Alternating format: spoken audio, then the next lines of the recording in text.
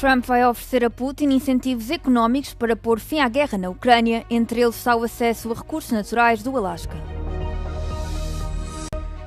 Zelensky diz a Trump que Putin está a fazer bluff, enquanto a Europa pressiona por um cessar-fogo antes do encontro histórico no Alasca. Fogo não dá tréguas no sul da Europa. Incêndios florestais já fizeram pelo menos 3 vítimas mortais e ameaçam desalojar milhares de pessoas. Exército israelita aprovou planos para operação alargada na faixa de Gaza, segundo o porta-voz das Forças de Defesa israelitas.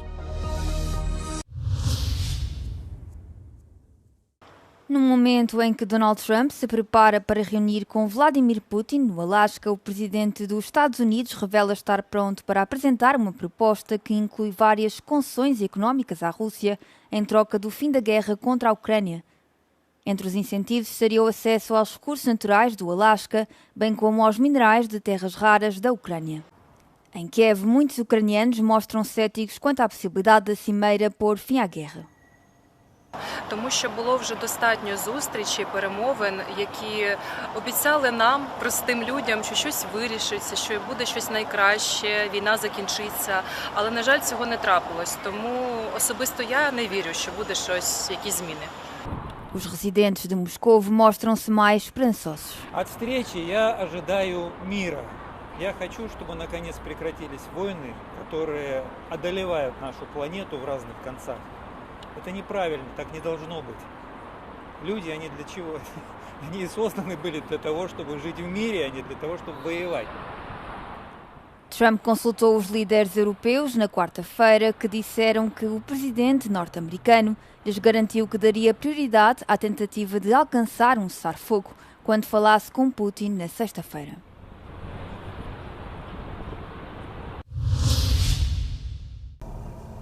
Apenas 2 dias antes do encontro histórico no Alasca entre o presidente dos Estados Unidos, Donald Trump, e o homólogo russo, Vladimir Putin, os líderes ucranianos e europeus estiveram reunidos com Trump numa cimeira virtual. Após o telefonema, o presidente ucraniano, Volodymyr Zelensky, afirmou que a principal prioridade da reunião era o cessar-fogo, algo com que Trump concordou.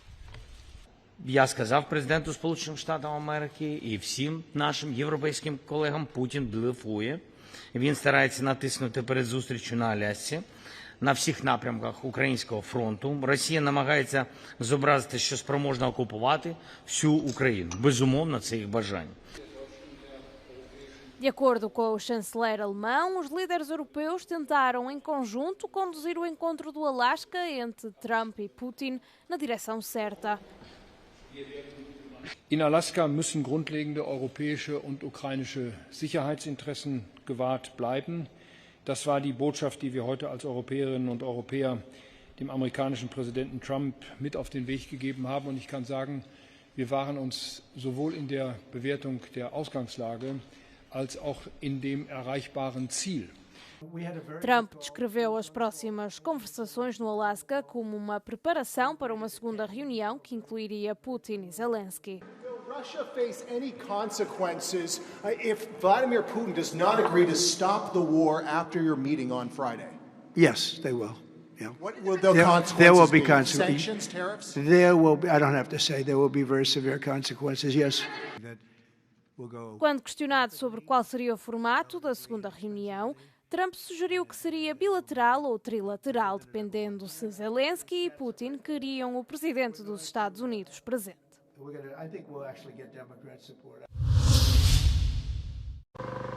Novos ataques russos na Ucrânia mataram pelo menos 6 pessoas e feriram 15 na madrugada da quarta-feira. 4 pessoas morreram na região de Kherson, poucos dias antes das negociações de cessar-fogo entre o presidente dos Estados Unidos, Donald Trump, e o seu homólogo russo, Vladimir Putin. O governador de Kherson informou que os ataques atingiram e danificaram áreas residenciais e infraestruturas, incluindo um edifício alto, 5 habitações, uma torre de telecomunicações e vários veículos. Na região de Donetsk, outras 2 pessoas morreram e 10 ficaram feridas. Moscou terá lançado pelo menos 49 drones do tipo Shahed durante a noite, com as defesas aéreas ucranianas a terem interceptado 32. Entretanto, Drones ucranianos atingiram uma estação de bombeamento de petróleo na região russa de Bryansk, originando um incêndio. Ataques que ocorreram no momento em que Trump e Putin se preparam para uma reunião no Alasca na sexta-feira, como parte dos esforços de mediação dos Estados Unidos.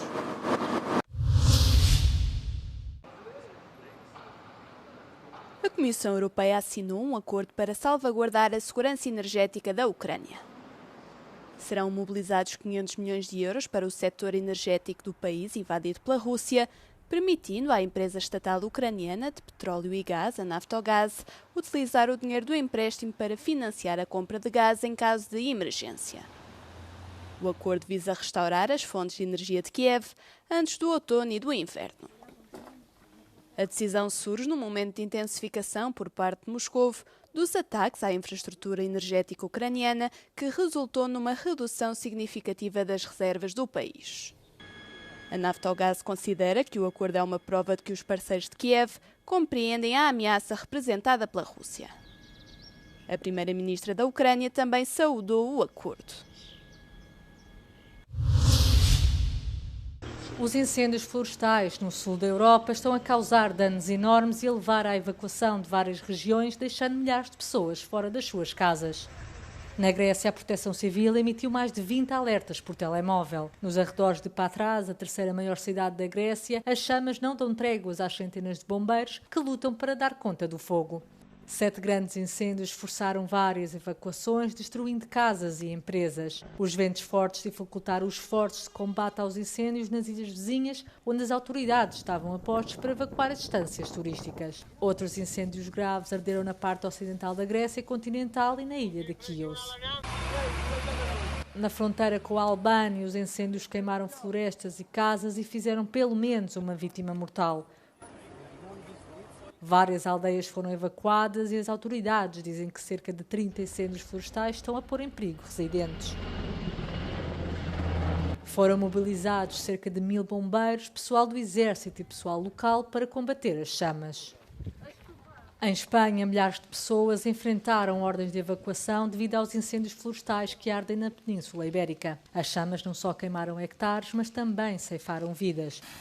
No incêndio em Madrid, a vítima mortal foi um homem de 50 anos que aparentemente tentou ajudar uma mulher a salvar os seus cavalos de um centro hípico. Também em Ávila morreu uma pessoa, um trabalhador de 58 anos, sofreu um acidente quando se dirigia para a operação de combate ao incêndio no seu carro.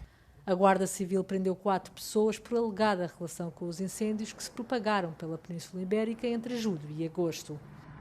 Também em Portugal, os bombeiros estão a combater uma série de incêndios florestais no meio de outra vaga de calor. As autoridades afirmaram que 3 grandes incêndios que começaram no fim de semana são os mais preocupantes.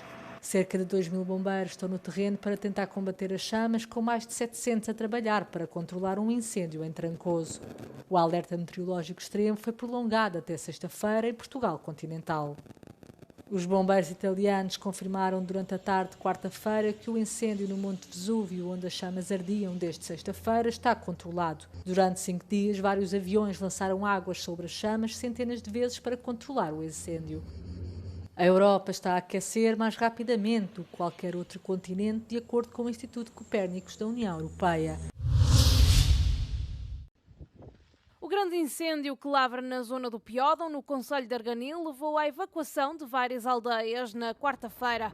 Os habitantes foram aconselhados a sair de casa por precaução e encaminhados para lares e igrejas.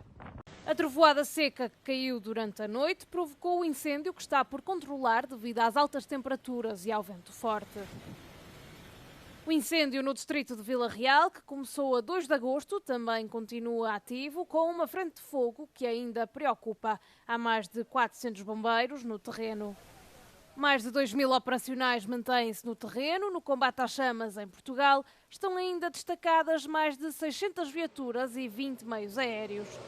O governo voltou a prolongar a situação de alerta até sexta-feira em todo o território, devido ao tempo quente e seco. Pelo menos 3 pessoas da mesma família morreram durante as fortes chuvas e inundações no estado americano do Tennessee, quando as estradas submersas causaram o caos e levaram a resgates dramáticos de pessoas presas nos carros. Mãe, pai e filho morreram quando o solo saturado provocou a queda de uma árvore de grande porte sobre o carro onde seguiam em East Ridge pouco depois da meia-noite, segundo informaram as autoridades de emergência na quarta-feira. Um outro corpo foi encontrado durante as buscas por um homem arrastado pelas águas na terça-feira. Este verão, as fortes trovoadas estão a provocar chuvas torrenciais e inundações repentinas em algumas zonas dos Estados Unidos, originando perturbações nos voos e levando a operações de salvamento de emergência. No mês passado, o Serviço Nacional de Meteorologia dos Estados Unidos já tinha emitido mais de 3.600 avisos de inundações repentinas em todo o país, um número semelhante à média anual. As forças de defesa de Israel aprovaram planos para uma operação alargada na faixa de Gaza. Como parte do plano aprovado pelo chefe do Estado-Maior Eyal Zamir, os militares israelitas deslocar-se-ão para áreas onde Israel acredita que o Hamas mantém os restantes reféns vivos. O plano expôs, no entanto, uma divisão entre os militares e o governo. Zamir avisou anteriormente que o plano poderia pôr em perigo a vida dos reféns e sobrecarregar ainda mais os militares. O primeiro-ministro de Israel, Benjamin Netanyahu, respondeu através de uma publicação no X, afirmando que se Zamir se opusesse aos planos, poderia demitir-se. A declaração surge numa altura em que a indignação mundial tem vindo a crescer devido ao aumento constante do número de civis mortos em Gaza. Segundo as autoridades locais, dezenas de palestinianos que procuravam ajuda foram novamente mortos por disparos israelitas.